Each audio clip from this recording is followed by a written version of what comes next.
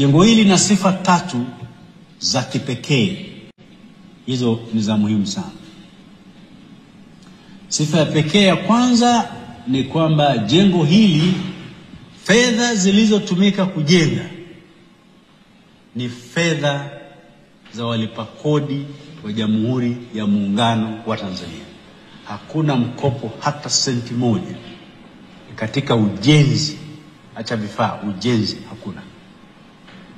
Ni maana niseme haya, mkachanganya ule ujenzi wa IJCs, mkopo wa gharama nafuu kutoka Benki ya Dunia, na ujenzi wa jengo hili. Jengo hili sio sehemu ya ujenzi wa jengo hili, sio sehemu ya mkopo ule. Kwa hiyo ni fedha za ndani. Ni heshima kubwa sana kwa serikali kufanya jambo kama hili. Na ukizingatia mahakama nayo haijawahi kuwa na jengo lake la makao makuu toka nchi imepata uhuru, na hata kabla ya uhuru.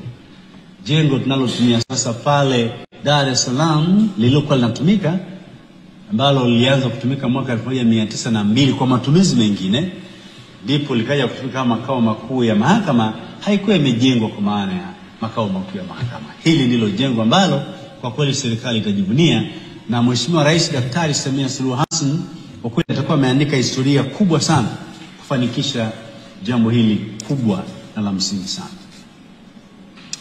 Lakini sifa nyingine ya pili ni kwamba ina miundo mbinu ya kisasa sana ya TEHAMA.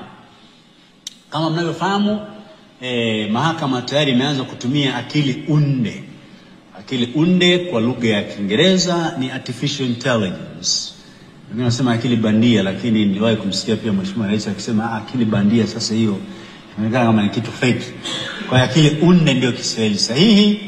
Na katika mifumo tulionayo, tuna Judiciary Situation Room ambayo ipo basement pale, niliwaambia ni ya pili kwa ubora wa mitambo iliyopo duniani. Lakini vile vile jengo hili limeunganishwa na mifumo mingine mahakama zetu zote nchini.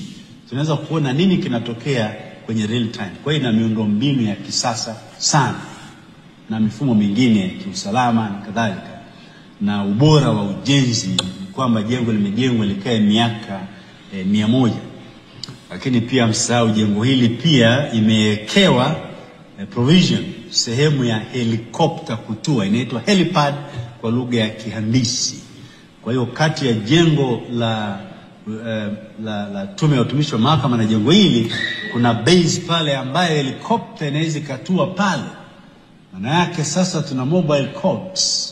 Lakini huwezi kujua, tuna ndoto kule mbele tuwe na flying courts, kwamba iwepo court ambayo inaweza ikaruka ikapaa na ikatua Sumbawanga, ikatua Nkasi, ikatua Kagera, majaji wakafanya shughuli pale na wakarudi hapa siku hiyo wakatua kwenye base na kazi ikaendelea. Hilo ndilo jengo la makao makuu ya mahakama ya Tanzania. Nashukuru kwamba hata waandishi wa habari mnashangaa, hiyo ni Tanzania, hiyo ndio Tanzania. Na ndio serikali ya awamu ya 6 imehakikisha hayo yanafanyika.